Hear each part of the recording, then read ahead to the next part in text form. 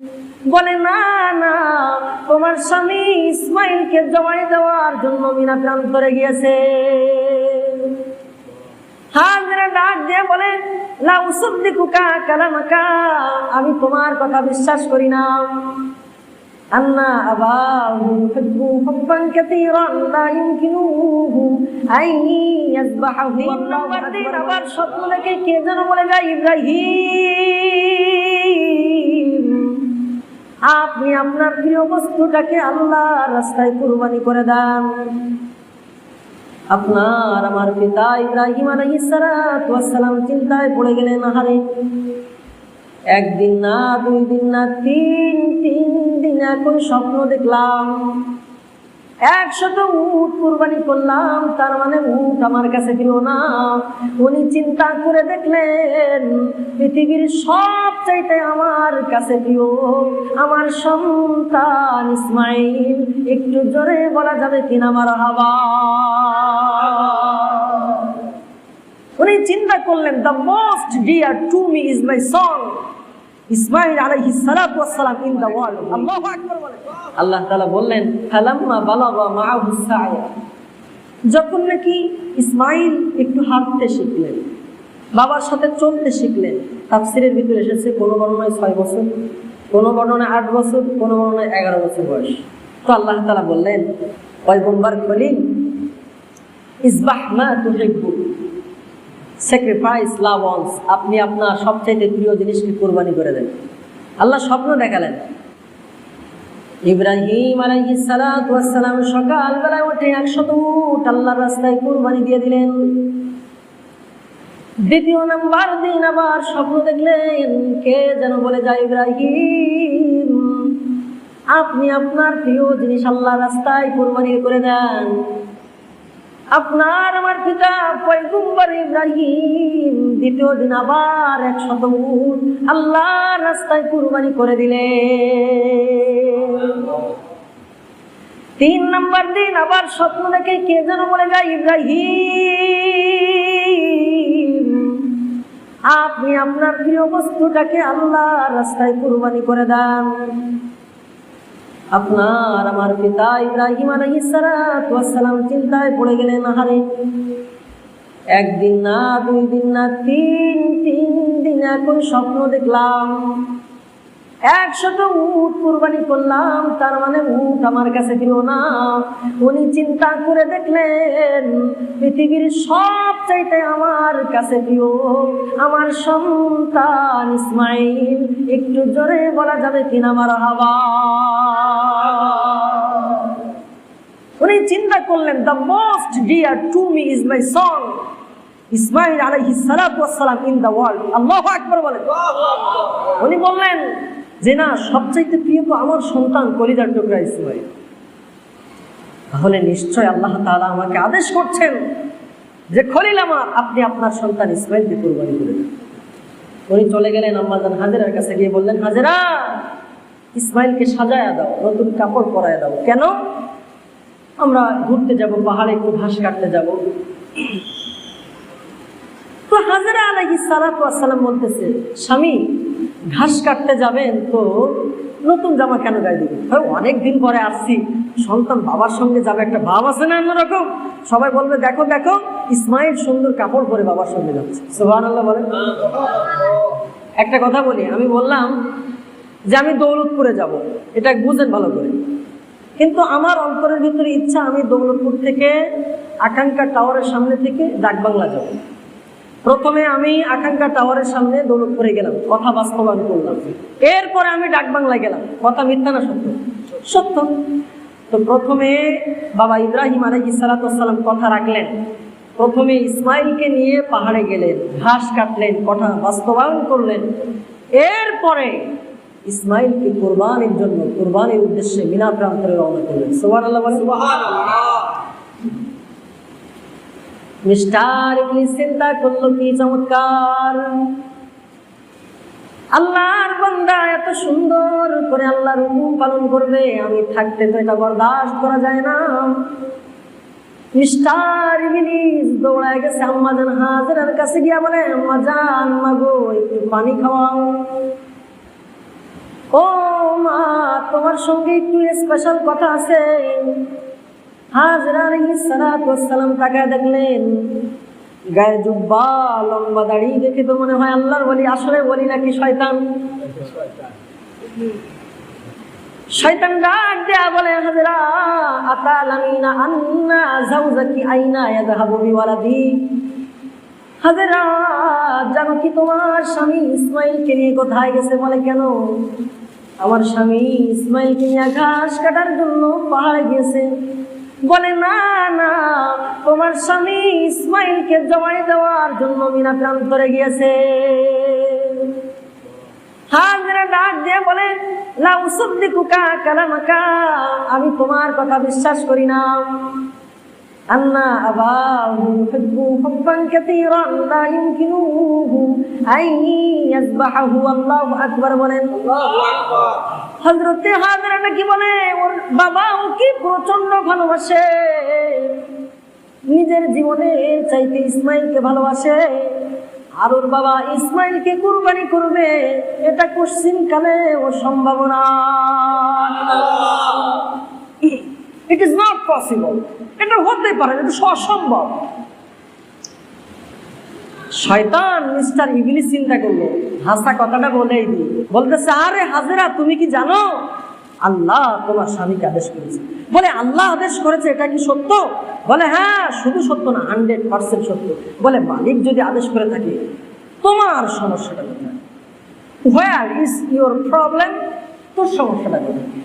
আরে আমার স্বামী আমার সন্তানকে কুরবানি করার আদেশ দিয়েছে আল্লাহ তাআলা, এটা তো আমার গর্বের বিষয়। আরে একজন ইসমাইল কেন, এমন হাজার ইসমাইল যদি আল্লাহ আমাকে দান করে দেয়, আর মালিকের যদি হুকুম এসে যায়, তাকে কুরবানি দেবো হাসতে হাসতে। সুবহানাল্লাহ। শয়তান কইছে, খাইছি রে খাইছি।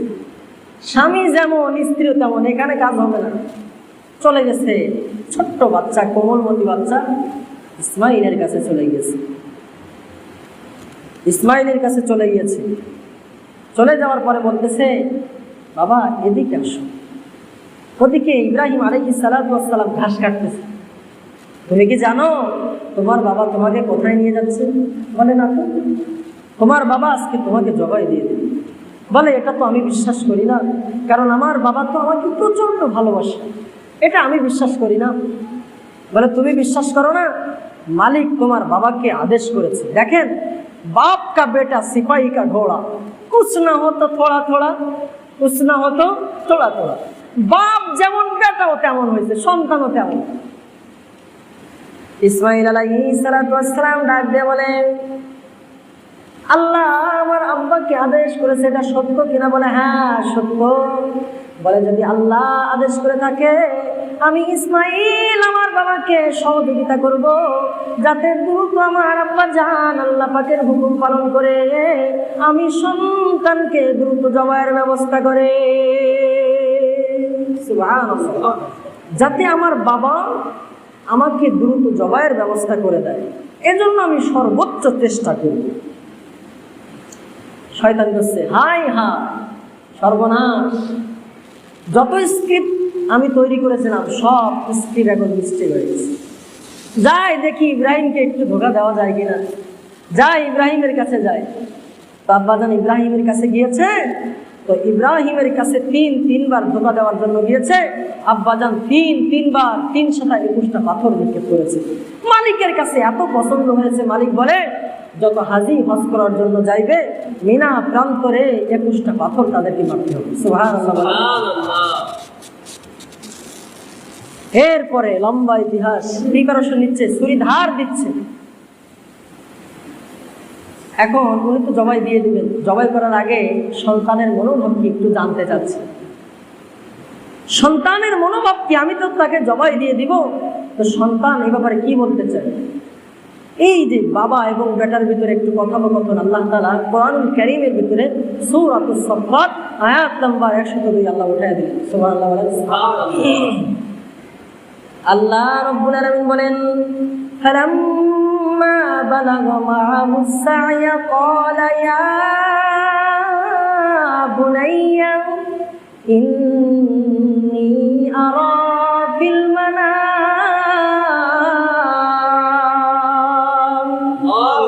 أني أذبحك فانظر ماذا ترى قال يا أبت افعل ما تؤمر ستجدني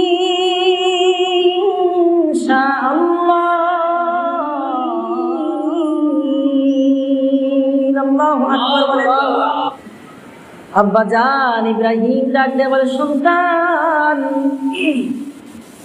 ও আমার কলিজার টুকরা ইসমাইল, আমি তোমাকে জবাই দেওয়ার জন্য স্বপ্ন দেখেছি। আসমানের মালিক আমাকে আদেশ করেছে তোমাকে জবাই দেওয়ার জন্য। ও সন্তান, এ ব্যাপারে তোমার মতামত কি? আমি তো স্বপ্ন দেখেছি যে তোমাকে জবাই দিচ্ছি, তো এ ব্যাপারে তোমার মতামত কি একটু জানতে চাই। ইসমাইল কি চমৎকার কথা বললেন দেখেন, আল্লাহ তাআলার কাছে এত বেশি পছন্দ হয়েছে। ছোট্ট শিশু ইসমাইলের কথাটা আল্লাহ কোরআনে তুলে দিয়েছে।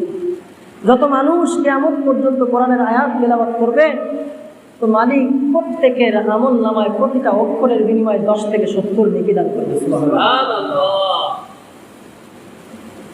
ইসমাইল আলাইহিস সালাতু ওয়াস সালাম বলতেছে, আব্বাজান আপনি আল্লাহর হুকুমে আল্লাহ পাকের হুকুম বাস্তবায়ন করে দেন। সাতাজিদুনি ইনশাআল্লাহ, আল্লাহ যদি চায় আপনি আমাকে ধৈর্যশীলদের অন্তর্ভুক্ত হবেন। সুবহানাল্লাহ। আমাদের সন্তান হলে কি করত? কথা বলেন। যদি আমাদের সন্তান হতো উল্টা বাবারে জবাই দিত। কিছুদিন আগে ফেসবুকে দেখলাম সন্তান বাবাকে ঘুষাইতে ঘুষাইতে জায়গায় ডেট মেরে ফেলছে। একটা মেয়ের প্রেমে পড়েছে, সেজন্য যদি বাবার গায়ে হাত তুলে এ সমাজ যাচ্ছে কোথায়? আজকে সন্তান যে বাবার গায়ে হাত তুলতেছে, এ ব্যর্থতা কার? এ ব্যর্থতা আপনার আমার। বাবা হিসাবে আপনি ব্যর্থ বাবা, কারণ আপনি যদি ছোটবেলা থেকে সন্তানদের কোরআন শিখাইতেন, তাহলে এই সন্তান কখনো আপনার গায়ে হাত তুলতে পারবে, ঠিক কিনা? কখনো।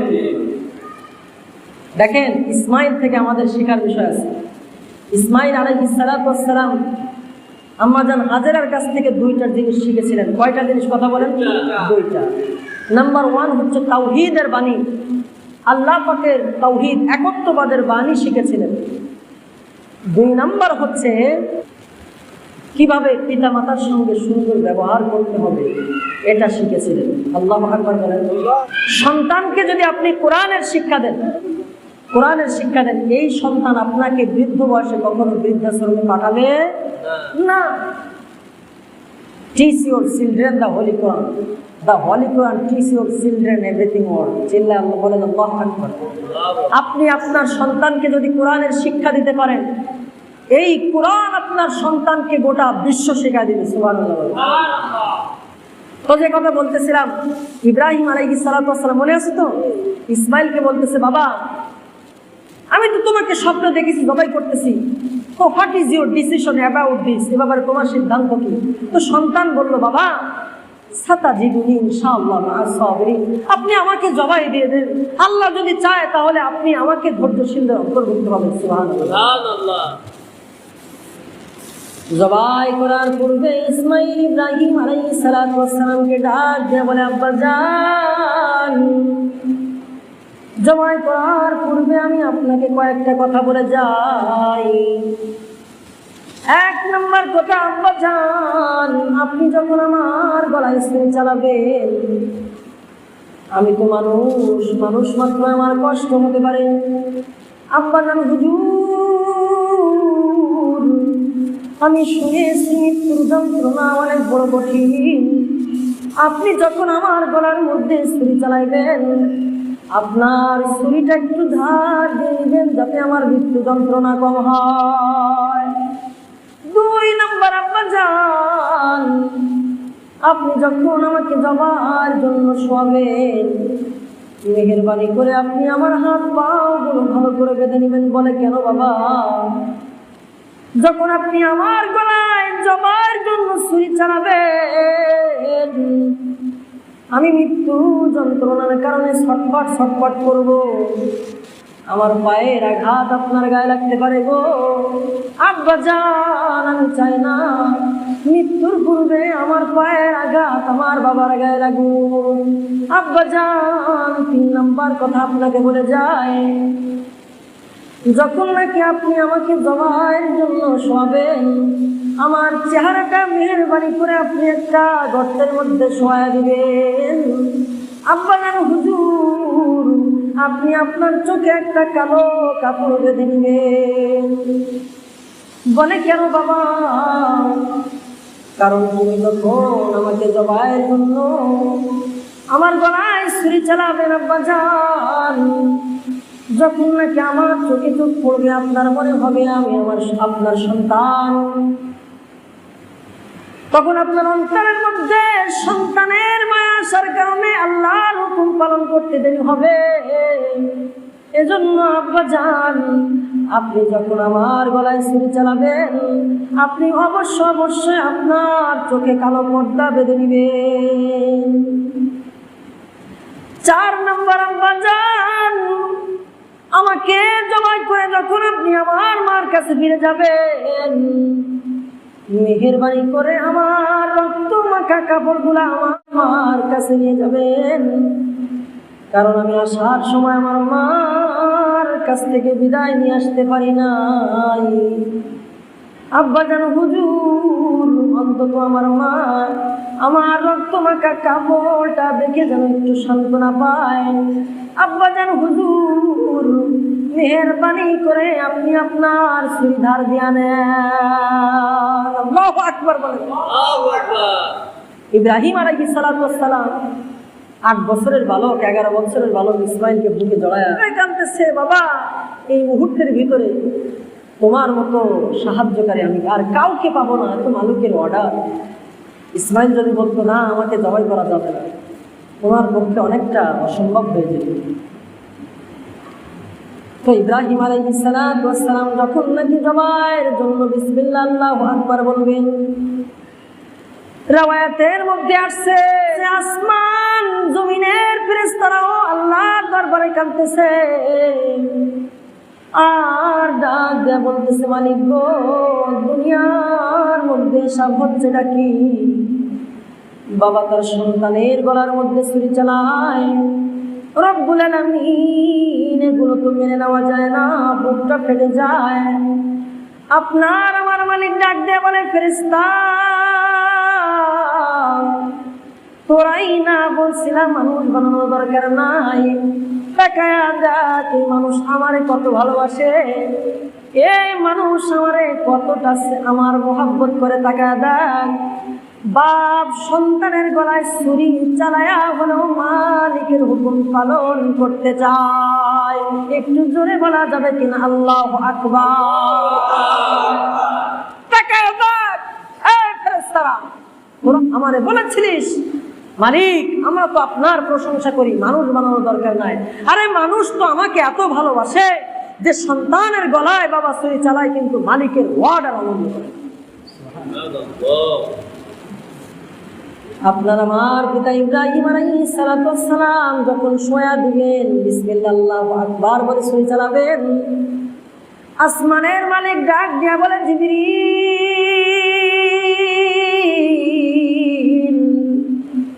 যারে যা জিবরাইল, আর তো আমার সহ্য হয় না, আমি আমার আগামী দিনের পয়গম্বর ইসমাইলকে মরতে দিতে চাই না।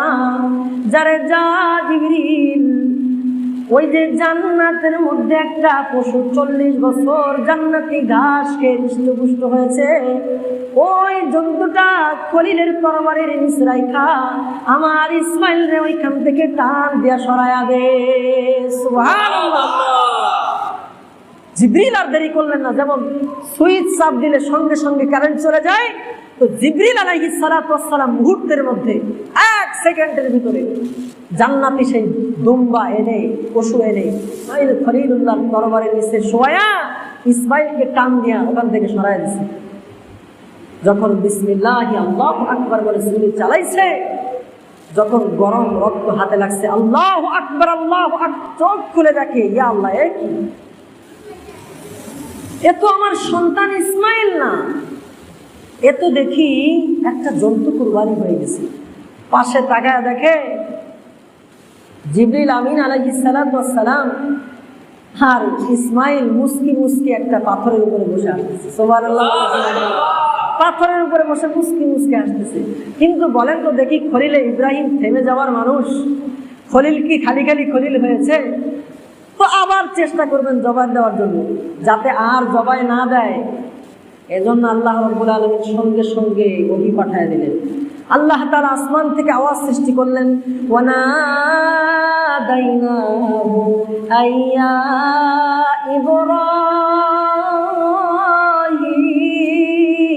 ইব্রাহিম। আল্লাহু আকবার। ইব্রাহিম থাম থাম, কদ সাদ্দাকতার রুইয়া, তুমি তোমার স্বপ্ন পূরণ করেছো, তুমি তোমার স্বপ্ন বাস্তবায়ন করেছো। কদ সাদ্দাকতার রুইয়া, তুমি তো তোমার স্বপ্ন পূরণ করেছো। কারণ মালিকের অর্ডার অনুযায়ী তো উনি ছুরি চালিয়েছেন, কিন্তু বাট মালিক কুরবানি হতে দেন নাই। এখান থেকে একটা বিষয় বুঝে এসেছে, মালিক আমাদের কাছ থেকে কুরবানি চায়, কিন্তু মালিক কুরবানি নেয় না। আপনার টাকা, আপনার পশু, আপনার রক্ত, আপনার গোশত সব আপনার থাকবে, মালিক তো শুধু আপনার মন পরীক্ষা করতেছে। বলে ইব্রাহিম কত সাদ্দাকতার রুইয়া, তুমি তো স্বপ্ন বাস্তবায়ন করেছো, কিন্তু আমি মালিক হতে দেইনি। আল্লাহ ডাক দিয়ে বলে, ইন্না কাযালিকা নাজজিল মুহসিনিন। আল্লাহু আকবার বলেন, ইব্রাহিম আজ থেকে আর তোমার সন্তান কুরবানি দেওয়া লাগবে না। যাও যাও ইব্রাহিম, তোমার সন্তান নিয়ে বাড়ি ফিরে যাও।